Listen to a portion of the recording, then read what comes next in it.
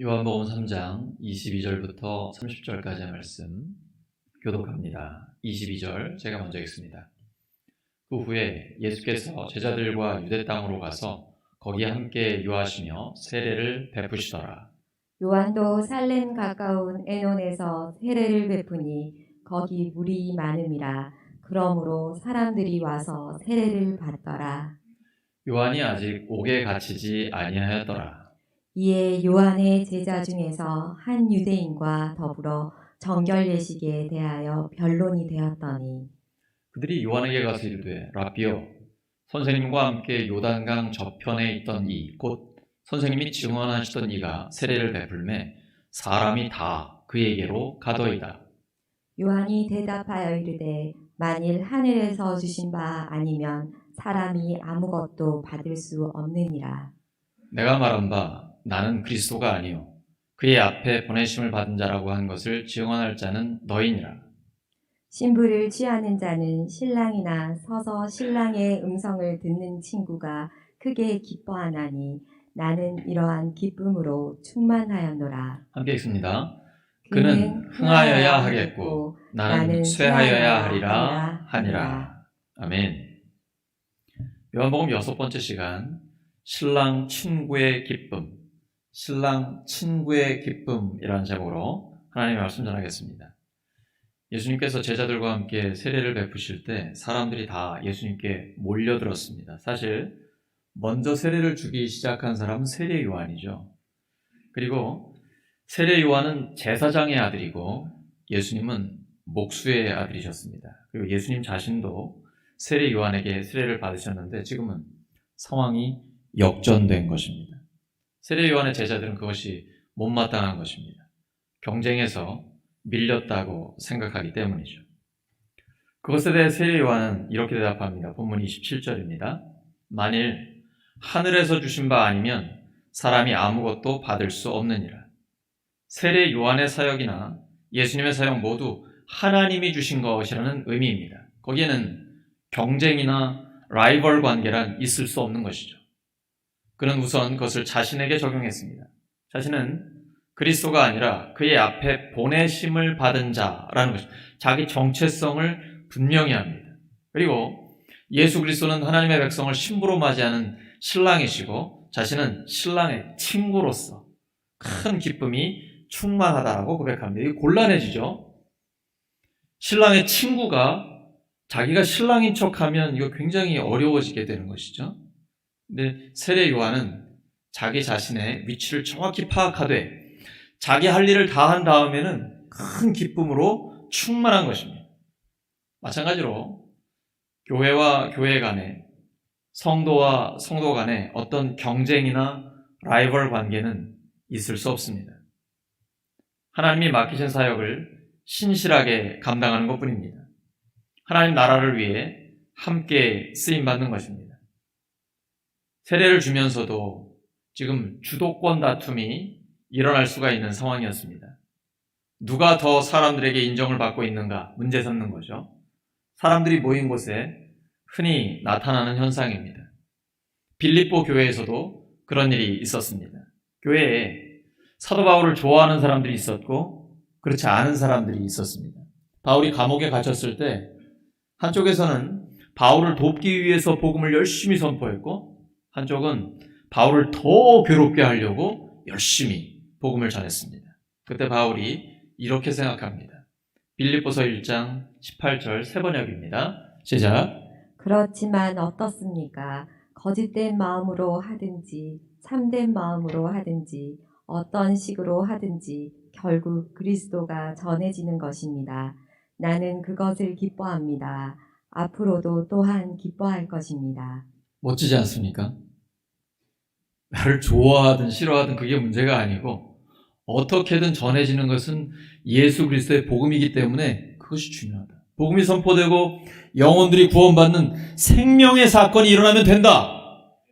완전히 뛰어넘는 사고방식, 사고 구조인 겁니다. 오직 바울에게 중요한 건 예수님이 전해지는 겁니다. 누가 하든지 간에 생명의 사건이 일어나면 되는 것입니다. 세례 요한이 그렇게 생각했습니다. 모든 것은 하나님이 하시는 일이라고 보았습니다. 영적인 눈이 열려 있는 것입니다. 자기 자신은 구원자 아니고 그분 앞에 길을 준비하는 자라고 명확하게 밝힙니다. 그래서 유명한 말씀, 그는 흥하여야 하겠고 나는 쇠하여야 하리라. 여기서 헬라어 데이가 나오는데 이건 영어의 must에 해당됩니다. 뭐뭐 해야만 한다라는 것입니다. 예수님은 흥해야만 하고 나는 쇠해야만 합니다. 반드시 그렇게 돼야 합니다. 나 자신은 사명을 감당하고 역사의 무대에서 조용히 사라지는 것입니다. 하지만 예수님은 계속해서 영광을 받으셔야 합니다. 사실 우리 안에 있는 경쟁심과 질투심을 다스리는 것 굉장히 어렵습니다. 하지만 세례 요한은 하나님 앞에서 자신을 바로 알고 자기의 사명을 분명하게 깨닫고 있습니다. 참으로 행복한 하나님의 사람입니다.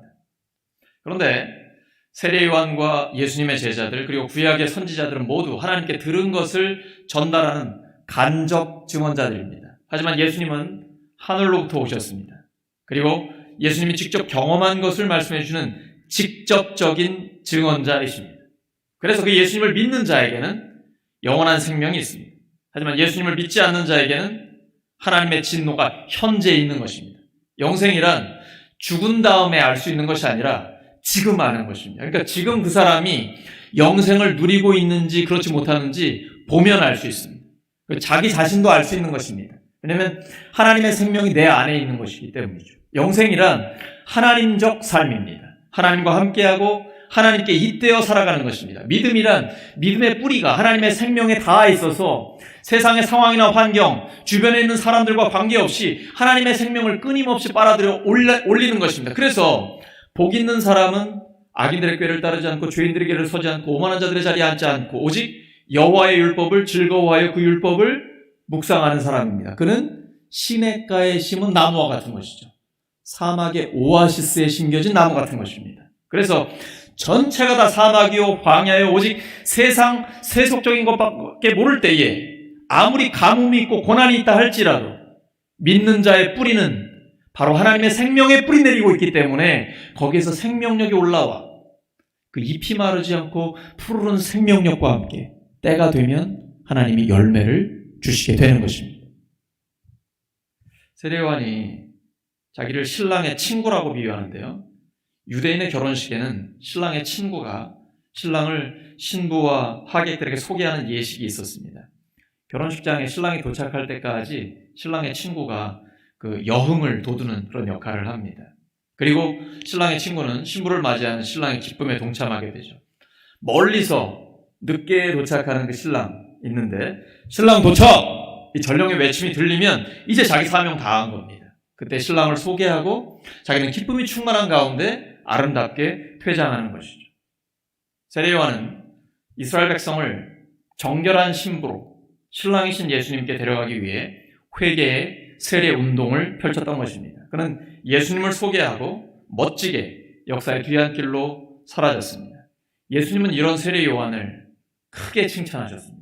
세례 요한은 나는 쇠하여야 한다고, 나 자신은 작아져야 한다고 얘기하는데 오히려 작아진 사람을 하나님은 큰 사람이라고, 그것도 여인이 낳은 자 중에 가장 큰 사람이라고 인정해 주십니다. 그리고 오리라 한 엘리야가 바로 이 사람이다라고 엘리야의 수준으로, 바로 말라기부터 이후에 400년간 중간기 암흑기가 있었는데 계속해서 선지자들을 통해 예언되었던 그 엘리야, 예수님이 오실 길을 예비할 그 엘리야가 바로 세례 요한이라고 주님이 말씀해 주신 겁니다.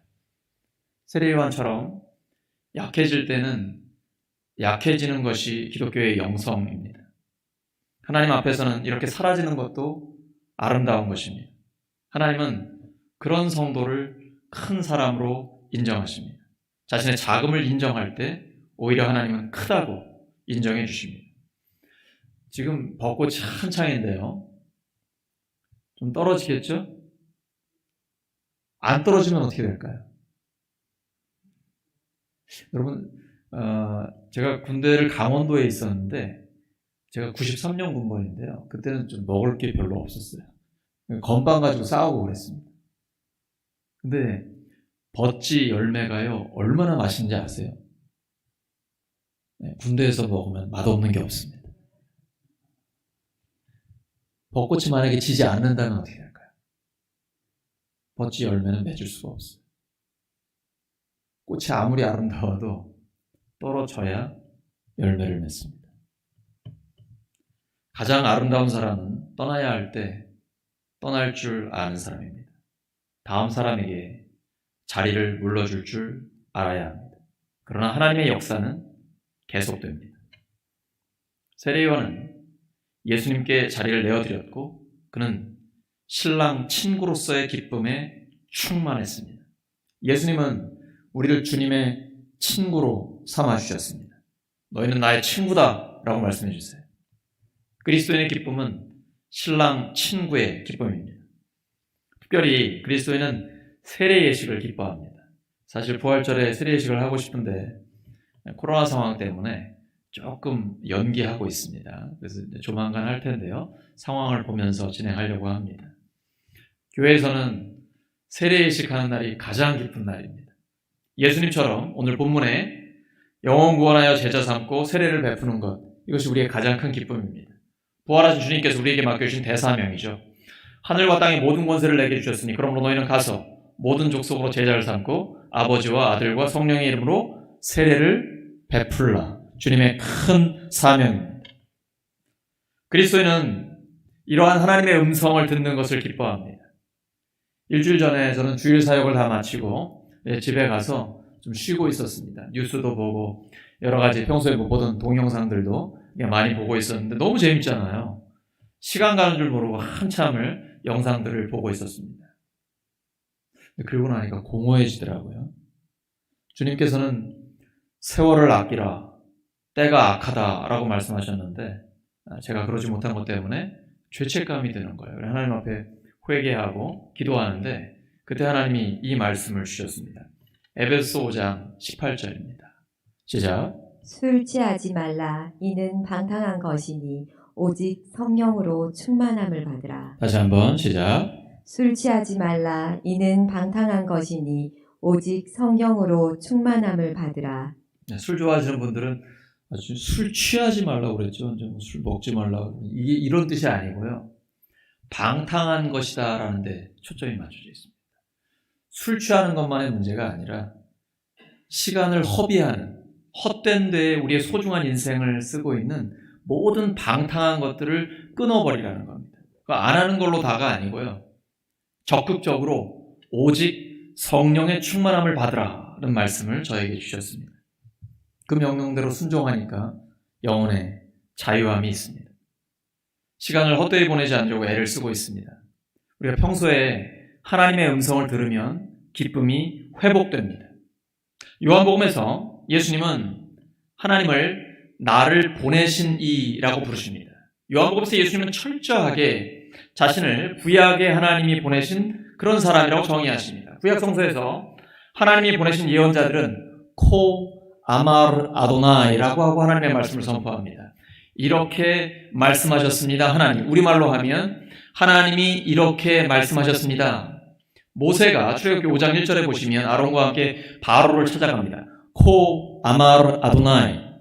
하나님이 이렇게 말씀하셨습니다. 내 백성을 보내라. 이사야가 히스기야 왕 앞에 가서 코 아마르 아도나이. 그리고 당신이 이제 죽을 때가 됐습니다.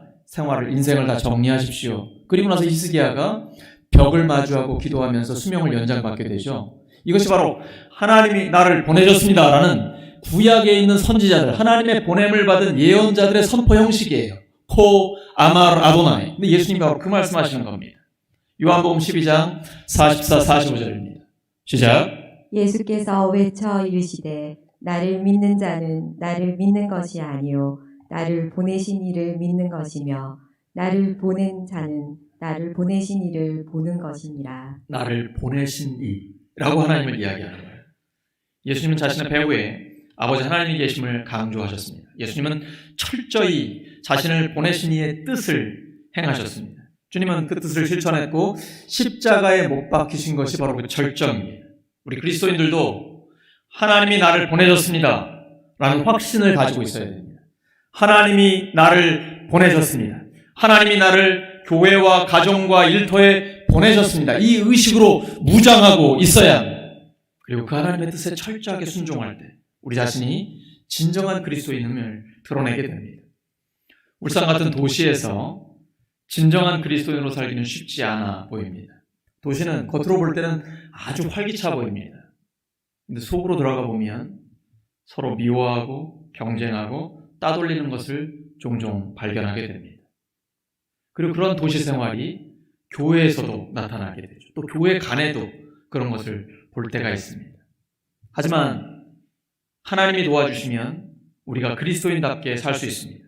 주님은 로마 제국과 식민지 지배를 받고 있었죠. 그리고 분봉왕 헤롯, 세례 요한의 목을 베고 예수님마저 죽이려고 했던 그 헤롯이 다스리는 질식할 것 같은 세상에서도 서로 사랑하는 영생 공동체를 만드셨습니다.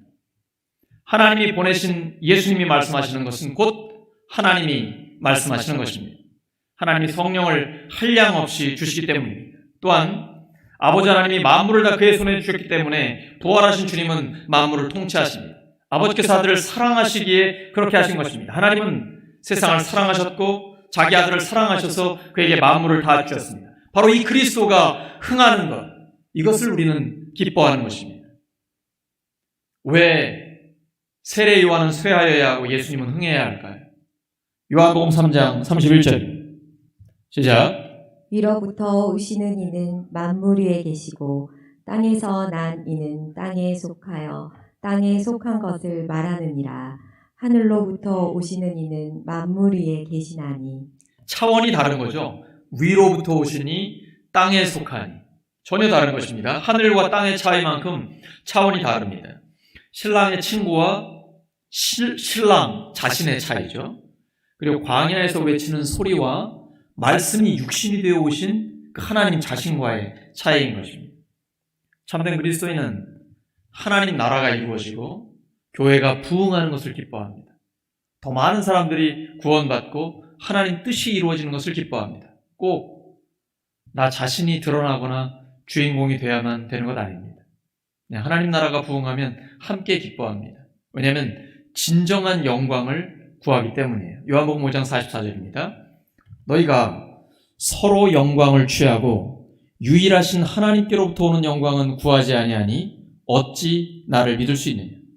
오직 하나님께로부터 오는 영광을 구하는 것이 가장 가치 있고 의미 있는 삶입니다. 예수님은 사람에게서 영광을 취하지 않으셨습니다. 주인공은 오직 예수님이십니다. 우리는 그 예수님의 영광을 위해 쓰임받고 조용히 퇴장하면 됩니다. 세례 요한은 자기 자신에 대해 마땅히 품어야 할 그 이상의 생각을 품지 않았습니다. 그는 자신의 기원을 압니다. 자기는 하늘에서 온 게 아니라 땅에서 왔다는 걸 알고 있습니다. 자기에게 있는 것들 중에 하나님께 받지 않은 것 없다는 걸 압니다. 자기가 받은 모든 것은 하나님께로 왔다는 걸 알고 있기 때문에 예수님은 흥해야 하고 나는 쇠해야 한다라고 고백합니다. 한편 예수님이 세례를 베푸는 것이 세례 요한보다 더 많다라는 게 바리새인들의 귀에 들어갔다는 걸 주님이 아셨습니다. 그리고 예수님은 그 자리를 떠나시게 되죠. 아직은 바리새인들과 정면으로 충돌할 때가 아니기 때문이죠. 유대에서 북쪽 갈릴리로 이동하게 됩니다. 사마리아를 통과해야만 돼요. 그게 지름길이기 때문이죠. 그러나 유대인들은 지름길을 놔두고 일부러 빙 돌아서 갑니다. 왜냐하면 사마리아 지역은 아수르에게 정복을 당했을 때 피가 섞였다. 그래서 이들을 이방인처럼 취급을 했습니다. 그들은 상종을 안 했던 것이죠. 근데 예수님은 사마리아인들과 만나는 것 피하지 않으셨습니다. 과거의 갈등은 예수님의 위대한 사랑 앞에는 아무것도 아닙니다. 예수님의 십자가와 부활의 복음에는 막힌 담을 허무는 능력이 있습니다. 복음은 사회적 지위, 과거의 죄 이런 것들과 상관없이 모두를 위한 것입니다. 예수님은 복음을 전하기 위해 모든 사회적, 문화적, 정치적 장애물을 넘으셨습니다. 주님을 따르는 우리는 어떤 장애물을 넘어야 할까요? 우리는 이 복음을 언제 어디서나 누구에게나 전할 준비가 되어 있어야 합니다. 사마리아 우측에 요르단이 있잖아요. 제 친구가 거기에 선교사로 오래 있었는데 하루에 빨래를 6번을 해도 다 마른다고 합니다. 그 정도로 햇볕이 엄청나게 강합니다. 바로 그 지역이 사마리아. 타는 듯한 목마름이 있습니다. 근데 정오에 이때는 사람이 움직이는 시간이 아니거든요. 한 여인이 물을 길러 옵니다. 보통은 아침이나 저녁에 물 들어가는데 이 여자는 자기 혼자 그 시간에 나오는 거예요. 외로운 사람이고 목마른 사람입니다. 그런 그녀가 예수님을 만나고 변화받게 됩니다. 요한복음 3장에서는 니고데모와 예수님의 만남이 있었죠. 요한복음 4장에서는 사마리아 여인과 예수님의 만남이 있습니다. 부와 권력과 명예를 다 가진 사회 지도층 인사와도 만나시고, 그리고 과거가 복잡하고 지금도 평판이 좋지 않은 이름 없는 여인과도 예수님 만나주십니다. 차별 없이 사람을 존중해 주세요. 그리고 물과 성령으로 거듭나야 하나님 나라에 들어갈 수 있다. 내가 너에게 주는 물은 영원히 목마르지 않는다. 하나님 나라, 영원한 생명, 복음을 선포하는 것이 바로 예수님의 사역이었습니다. 우리 인생은 만남이 중요합니다. 어떤 사람을 만나느냐에 따라 우리의 삶이 달라집니다. 무엇보다 중요한 건 하나님과의 만남입니다. 여러분, 이 만남은 날마다 새롭게 되는 것입니다. 내가 만났다라는 과거형이 아니라 현재 진행형이어야 합니다. 그 미래는 점점 더 하나님을 더 깊이 경험하게 될 것입니다. 여러분, 기대하십시오. 옆 사람 축복해 주시기 바랍니다. 하나님과의 만남을 기대하시기 바랍니다.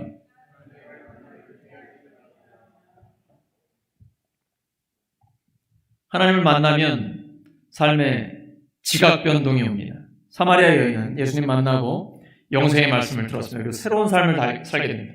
예수님 만나기 전에는 아무도 보지 않을 때 그 떼약볕에 혼자서 물들어갔는데, 예수님을 만난 다음에는 자기가 사람들을 찾아갑니다. 나의 모든 과거를 알고 있는 사람 만났는데 이 사람이 그리스도 아닙니까? 우리가 그렇게 기다렸던 구원의 주님 아닙니까? 완전히 사람이 달라지는 거예요. 예수님 만나면 인생이 달라집니다. 사실은 대인 기피증 환자 같았던 거죠. 사람들을 피해 다녔던 사람입니다. 그 사람들도 그 여인을 피했었습니다. 근데 예수님 만나고 나면 이제 자기가 사람들을 만나게 돼요. 그리고 평판이 안 좋은 그 여인의 말을 듣고 사람들이 예수님께 나오게 됩니다. 왜냐하면 사람들은요, 궁금하거든요. 이 여자를 이렇게 변화시킨 그분이 누구인가 호기심이 생기거든요. 여러분은 과거가 어떠십니까? 어쩌면 우리에게 어두운 과거, 또 죄를 지었던 그런 과거가 있을지 모르겠습니다. 그런데 그것마저도 하나님 앞에 쓰임받을 수 있습니다. 하나님이 우리를 변화시키기 때문입니다. 이미 변화시키셨고 앞으로도 놀랍게 변화시키실 것이기 때문입니다. 이 모든 것을 통해 하나님의 복음이 전해지고 영혼이 구원받고 하나님께로 사람을 인도하는 데 쓰임받을 수 있는 것입니다. 이 여인은 사실 영혼이 목마른 거예요. 물 마신다고 해결되는 게 아니고, 몸이 배고프면 그냥 먹을 음식만 가져오면 되는데 영혼이 목마르면 그걸로 되는 게 아닙니다. 말씀이 육신이 되신 예수님, 그리고 영생의 그 말씀을 통해서만 영혼이 채워집니다. 다른 것으로는 채울 수 없어요. 세상에서 거의 모든 걸 다 누려본 사람이 나이 들어가지고 고백한 내용이 전도서예요. 부귀, 영화, 권력, 쾌락 다 해봤어요. 그런데 그 모든 게 바람 잡는 것 같고 헛된 인생이었다 이렇게 고백하고 다시 목마르더라 라고 결론을 얘기했습니다. 전도서 1장 2절과 3절입니다. 시작. 전도자가 이르되 헛되고 헛되며 헛되고 헛되니 모든 것이 헛되도다. 사람이 해 아래서 수고하는 모든 수고가 자기에게 무엇이 유익한고. 이게 결론이 아니죠. 진짜 결론은 전도서 12장 13절이에요. 이래 결국을 다 들었으니 하나님을 경외하고 그 명령을 지킬지어다. 이것이 사람의 본분입니다. 이것만 남는다는 겁니다. 하나님을 경외하는 것만 남고 하나님의 뜻대로 사는 것만 남는다는 거예요. 또 구체적으로 말하면 하나님을 사랑하고 이웃을 사랑하는 것만 남는다라는 것이죠. 결국 인생에서 남는 것이 그것입니다. 그래서 요한복음 4장 13절 14절에 예수님이 이렇게 말씀하세요. 이 물을 마시는 자마다 다시 목마르려니와 내가 주는 물을 마시는 자는 영원히 목마르지 아니하리니 내가 주는 물은 그 속에서 영생하도록 솟아나는 샘물이 되리라. 이건 우리가 마시는 물이 아니라 바로 성령님을 이야기하는 것입니다. 하나님은 예수님께 성령을 충만히 주셨고 예수님 그 성령을 우리에게 충만히 주십니다. 그래서 사도행전 2장에 오순절 성령의 역사가 일어나게 된 것이죠. 그리고 성령이 우리에 임하시면 우리도 권능을 받아 그 성령 충만한 예수님의 증인으로 살 수 있는 것입니다. 예수님 말씀 듣고 여자의 마음이 움직이기 시작합니다. 저에게 그 물 좀 주세요. 그리고 다시는 물들어 여기 오지 않게 해주세요. 그러고 싶거든요. 근데 예수님이 핵심을 찌르십니다. 너의 남편을 데려오라. 근데 우리 보통 이렇게 대화하다가도 가족 얘기하면 좀 조심스럽고 화제를 돌리고 싶잖아요. 이 여자가 나 남편 없습니다라고 얘기해요. 5명이나 있었고 지금도 한 남자와 살고 있었는데 여인에게 6명의 남자와 함께 살아본 이 여인에게 진정한 만족이 있었을까요? 아마 바람 잡는 것과 같았을 것입니다. 근데 예수님 다 알고 계셨어요. 그럼에도 불구하고 이 여인에게 영생의 말씀을 주시면서 그녀를 구원하게 됩니다. 여기에 우리의 소망이 있습니다. 예수님은 어떤 사람도 차별하지 않고 그를 구원하십니다. 우리 기독교에 없는 단어가 하나 있습니다. 뭔지 아세요? 포기라는 단어입니다. 기독교에는 포기라는 단어가 없습니다. 이사야 1장 18절입니다. 여호와께서 말씀하실 때 우리가 서로 변론하자. 너희 죄가 주홍 같을지라도 눈과 같이 희어질 것이요 진홍같이 붉을지라도 양털같이 되리라. 예수님의 사랑은 포기하지 않는 사랑입니다. The Case for Faith라고 믿음 사건이라는 책에 이런 내용이 나와요. 1970년대 뉴욕을 공포로 몰아넣은 엽기적인 살인범이 있습니다. 데이빗 버코비치라고. 이 사람이 총을 난사해서 6명을 죽이고 7명이 부상당했어요. 나중에 보니까 사탄을 숭배하는 The Son of Sam이라는 단체 일원이었습니다. 그가 1987년에 회심을 하게 됩니다. 그럼 이런 사람이 예수님 믿는다라고 누가 생각할 수 있겠어요? 불가능이 없습니다. 예수님의 사랑은 모든 사람을 회복시킵니다. 아무리 심각한 범죄를 저지른 사람도 예수님 믿고 새로운 사람이 될 수 있는 것입니다. 예수님의 십자가에는 우리 가운데 있는 모든 장벽을 무너뜨리는 능력이 있습니다. 에베소 2장 14절입니다. 시작. 그는 우리의 화평이신지라 둘로 하나를 만드사 중간에 막힌 담을 허시고. 다시 한번 시작. 그는 우리의 화평이신지라 둘로 하나를 만드사 중간에 막힌 담을 허시고. 중간에 막힌 담을 허물어 주시는 것입니다. 바로 하나님과 우리와의 관계를 완전히 깨끗하게 해주시는 거예요. 이러한 하나님의 사랑을 받은 사람이 하나님께 능력 있게 쓰임받게 되는데 2000년 교회 역사에 가장 탁월한 사도 바울이 어떻게 그렇게 능력 있게 쓰임받을 수 있었을까요? 디모데전서 1장 12절입니다. 다 함께 시작. 나를 능하게 하신 그리스도 예수 우리 주께 내가 감사하며 나를 충성되게 내게 직분을 맡기시니 나를 충성되이 여겨 내게 직분을 맡기시니 주님께서 인정해 주시기 때문에 그 음성을 듣게 되면 소망이 넘치고 하나님 앞에 놀랍게 쓰임받을 수 있는 것입니다. 오늘 말씀 정리합니다. 우리 그리스도인들은 하나님이 나를 보내셨다라는 의식으로 무장해야 합니다. 하나님이 보내심을 받은 그리스도인은 기쁨으로 충만한데요. 첫째는 세례 예식을 기뻐합니다. 영혼을 구원하여 제자 삼아 그 세례 예식이 집례되는 그것을 기대하면서 가장 큰 기쁨이 있는 것입니다. 그리고 주님의 음성을 들으면 기뻐합니다. 예수님이 흥하고 하나님 나라가 부흥하면 함께 기뻐하는 것입니다. 그러한 기쁨으로 충만하고 영광은 하나님께 돌리는 우리 모두 되기를 예수 그리스도 이름으로 축원합니다. 함께 기도합니다. 하나님 아버지, 하나님께서 저희를 보내신 그 자리에서 신랑 친구의 기쁨으로 충만한 저희들 되게 하여 주시옵소서. 더 많은 영혼들을 구원하여 세례 예식이 베풀어지는 것을 기뻐하고 하나님의 음성 듣는 것을 기뻐하며 예수님의 나라, 하나님의 나라가 부흥하는 것을 기뻐하는 저희들 되게 하여 주시옵소서. 그래서 오직 하나님 영광 위에 쓰임받는 저희들 되도록 주님 도와주시옵소서. 예수 그리스도의 이름으로 기도드립니다. 아멘.